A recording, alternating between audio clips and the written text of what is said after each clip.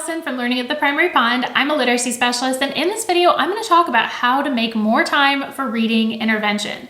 Before we dive in, if you haven't subscribed to my channel yet, go ahead and do that now, and then also hit the little bell so that you don't miss out on any of the videos that I post about teaching literacy. Okay, so let's talk reading intervention and the time crunch. Now, the time crunch can be different things, right? If you're a classroom teacher and you're trying to make time and you don't have like a dedicated time to work on intervention with students, then it's hard to pull time away from other things that you're doing, right? So there's that aspect of it. But even if you do have a dedicated time, or if you're like a reading specialist and that's pretty much all you do all day, like what I do, it can still feel like a time crunch because you only have a certain number of minutes with students and there's so many different gaps that they have, right? Reading isn't just one skill. It's made up of so many smaller different skills. So it's like, how do you prioritize? What do you focus on? What do you leave out? It's really hard to make those decisions. So I would love to know in the comments, have you ever felt overwhelmed by just the amount of stuff that you were trying or needing to fit in during reading intervention? Let me know in the comments if you've ever felt overwhelmed by that.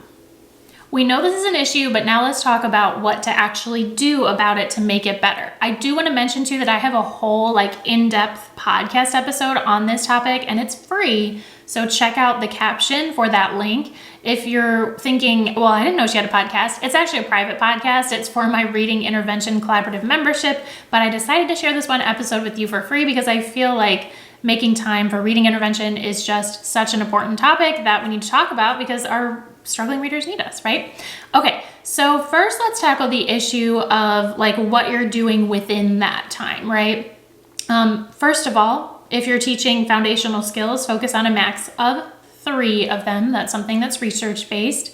And in order to pick those 3 skills, you have to obviously really know your students and what their underlying needs are, right? Because what looks like a comprehension issue could actually be a fluency issue caused by a word decoding issue, right? So what it looks like on the surface, especially for older students, is not always what it seems. That's actually something that we talk a lot about in the Reading Intervention Collaborative, and I teach you my Find the Why method for really breaking down, okay, what is going on with this reader, and then what are those specific skills that they most need to focus on that are gonna have the biggest impact to move them forward. So that makes it a lot easier, of course, to choose those 3 foundational skills when your focus is narrowed. Another thing that you can do really easily, and you probably already do this honestly, but pick activities that can be used for multiple skills. So one passage, let's say you're working with maybe 4th grade students, and of course this applies for our little ones too, but let's, for the sake of this example, say 4th grade, and that passage has some multisyllabic words in it. So before the kids read, you actually make them a list of these multisyllabic words and they practice breaking them apart so that when they read them in the text, they know how to tackle them. That's working on phonics and word decoding skills, right? But with that same passage, you talk about the content of the text, right? Maybe you're having them read 1 or 2 paragraphs and then you pause and you discuss and you help them check for their own understanding. Maybe ask them some questions. So you do a lot with comprehension, but then when you're done with that passage, don't actually be done with it because you can use that same passage to build fluency. Have them reread that passage, whether it's that same day or another day, because that builds fluency. So there's so much that you can do with one text, right? And once kids are reading, text can really be the foundation of a lot of what you're doing. Not that you shouldn't be working on words in isolation, because absolutely that's an important part of teaching kids phonics and those decoding skills.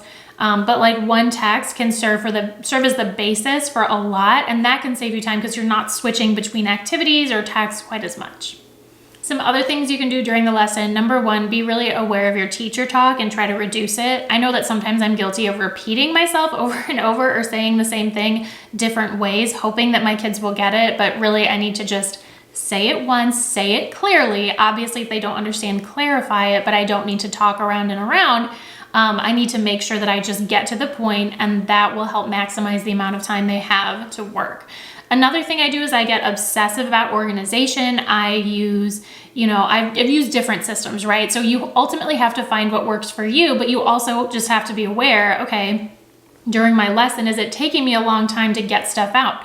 Am I sorting through different flashcards for different groups? Well, just make different sets of flashcards for each group so that you can very quickly pull out what you need and get going. Those little moments add up to be a lot, especially when our time is already limited. So we want to make sure that our stuff is just, ready to go immediately.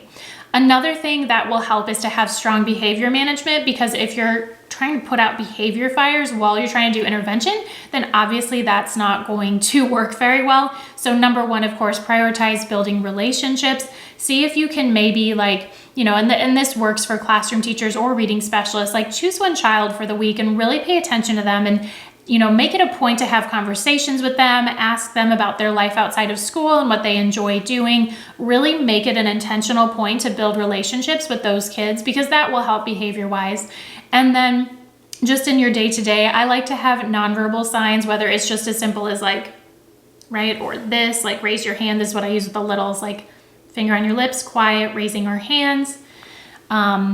And another thing you can do, in your groups, you can do this in the classroom too, but is to provide some leadership roles. So if you know that a student is constantly acting out and seeking attention, well, give them some of that attention that they want, but give it to be positive attention. So let them be the leader, let them pass things out, let them assist you with things. That can be something that can sort of redirect their behavior that they're having that is less than desirable.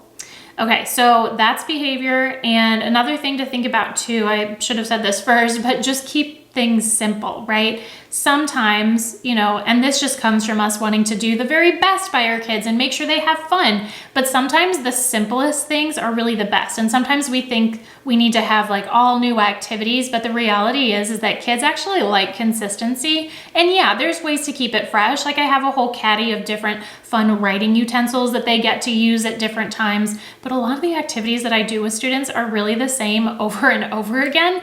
And it works, right? It's effective and they don't mind. And I, use little things to keep it fresh. So I think that's all I wanted to talk about during the lesson itself. But now let's also talk about getting the kids to the point where they're ready for the lesson. This will vary, right? Because you could be in a situation where you're a classroom teacher and you're pulling them from just different spots in the room. It could be something where you're a reading specialist and you're actually going and picking up kids, or they're supposed to come to your classroom. But pay attention to how many minutes are wasted just getting kids where they need to be, and think about if there's a solution to make it faster.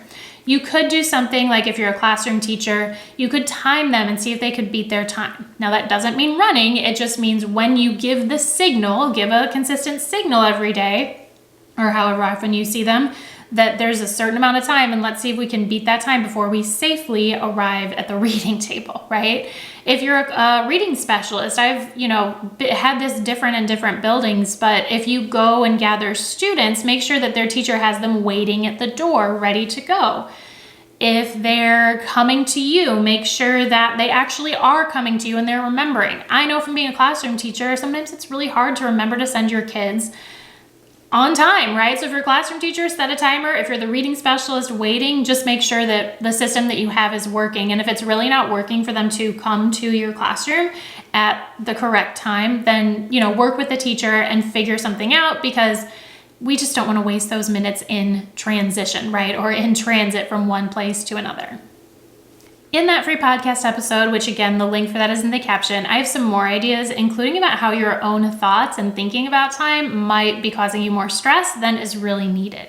So check out that episode. Again, it's totally free. Normally my podcast is only part of the Reading Intervention Collaborative for those members. So you can check out the Reading Intervention Collaborative if you're interested as well. Thanks so much for watching. I hope that you got some ideas out of this.